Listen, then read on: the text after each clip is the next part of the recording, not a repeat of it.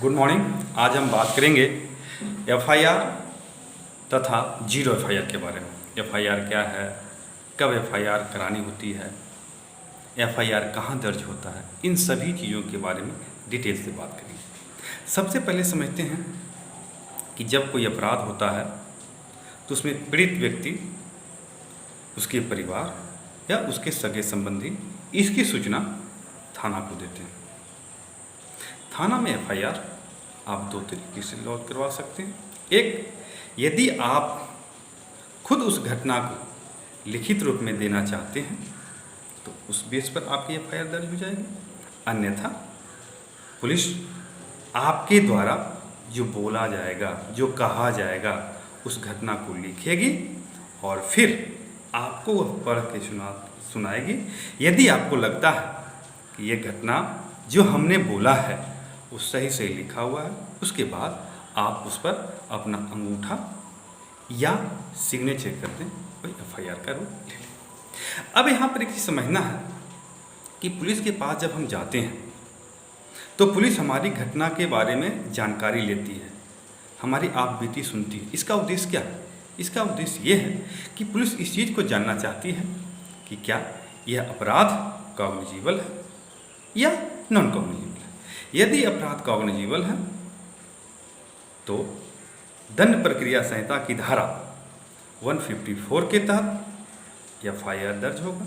अन्यथा non cognizable होने पर दंड प्रक्रिया संहिता की धारा 155 के तहत एनसीआर दर्ज किया जाता है। ये एक पहलू था। दूसरा पहलू आप लोग सुने होंगे, देखे होंगे आपके गांव में, टोले मोहल्ले में, कि कभी कभी कोई अपराध होता है, वह पीड़ित व्यक्ति, उसके परिवार, उसके सगे संबंधी थाना का चक्कर काटते रह जाते हैं, लेकिन उनकी रिपोर्ट दर्ज नहीं की जाती। मुझे नहीं पता क्यों नहीं की जाती है। यदि ऐसी स्थिति आए तो उस पीड़ित व्यक्ति, परिवार या उनके सगे संबंधी को क्या करना चाहिए? यदि आपका रिपोर्ट थाना में दर्ज नहीं होता है तो वैसे परिस्थिति में आप एक लिखित, जो आपके साथ घटना घटित हुआ है उसका लिखित पूरा डिटेल बना करके एक बंद लिफाफे में संबंधित जिले के एसपी महोदय को भेजें, या आप उनसे टाइम लेकर के मिलें और आपके साथ जो घटना घटित हुआ है उसकी विस्तृत जानकारी दें। आशा किया जाता है कि एसपी महोदय के पास पहुंचने के बाद आपकी समस्याएं को अवश्य रूप से सुना जाए। मान लेते हैं कि थाना में भी आपकी सुनवाई नहीं हुई, एसपी महोदय के पास भी आपके पास सुनवाई नहीं हुई आपकी घटना का, तो क्या आपके पास और कोई ऑप्शन बचा है जहां आपकी घटना या दोषी को सजा दिया जा सकता है? हाँ, इसके बाद आप न्यायालय अर्थात कोर्ट का भी शरण लें। जब आप न्यायालय में जाएंगे तो न्यायालय में वकील अर्थात अधिवक्ता के माध्यम से या स्वतः आप अपने केस के लिए एक लिखित आवेदन दें। यदि माननीय न्यायालय को ऐसा लगता है कि यह घटना सही है, पीड़ित परिवार को न्याय मिलना चाहिए, तो वह आपके थाना तथा संबंधित थाना को यह आदेश देंगे कि अमुक व्यक्ति का रिपोर्ट दर्ज किया जाए, या स्वतः संज्ञान लेते हुए आपका कंप्लेन न्यायालय में दर्ज हो जाए।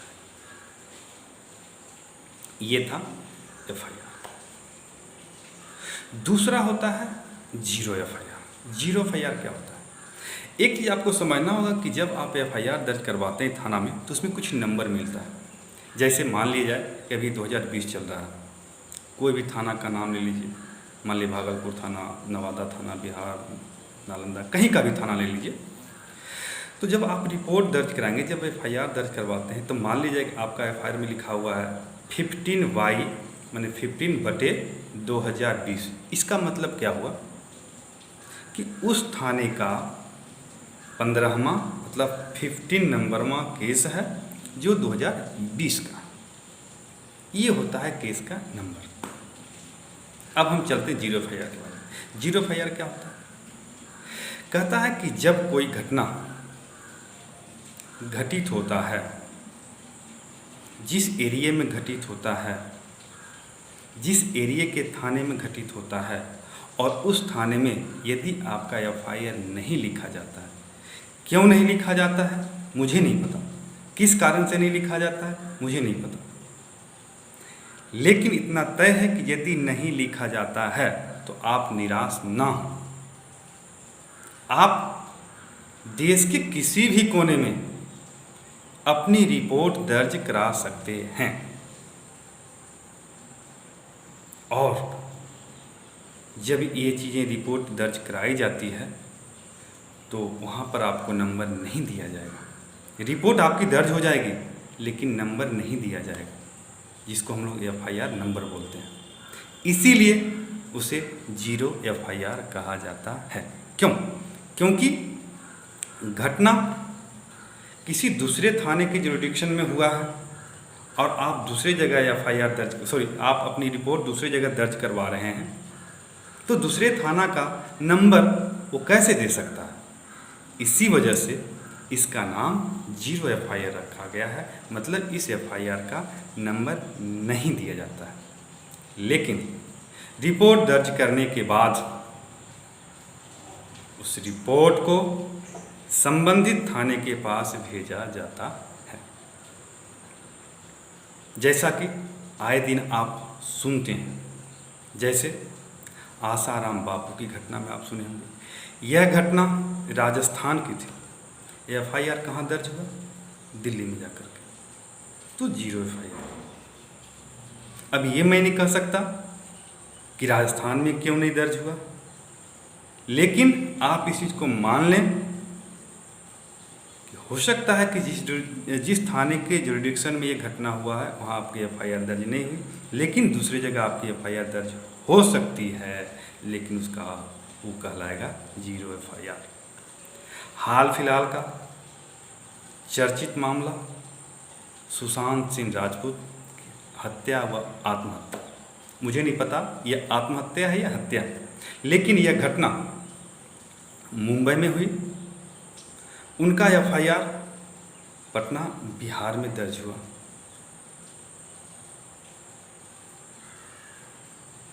और आज ध्यान रहे आपको, इस केस में एनसीबी, ईडी, सीबीआई तक लगे हुए। तो आपने आज जाना एफआईआर क्या होता है, जीरो एफआईआर क्या होता है। जब आपका एफआईआर थाने में दर्ज नहीं होता है, नहीं किया जाता है, तो आप कौन कौन से स्टेप को अपनाएंगे, ये आज आपने जाना। आगे आज तक के लिए इतना ही। Thank you.